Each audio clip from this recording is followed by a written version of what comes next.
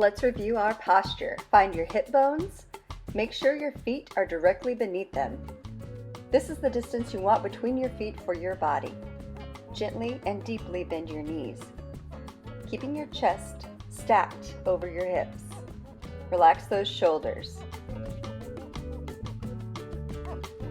Dispense your weight evenly on your feet.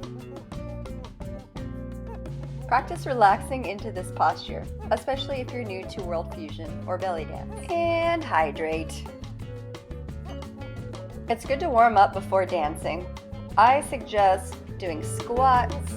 You can add your arms to this, shoulder rolls, and side reaches.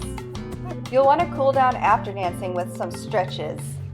I suggest stretching your hip flexors, your hamstrings, releasing your lower back, and even trying some balance challenges. Then some gentle roll-ups always help reset the body. All right, let's get to dancing.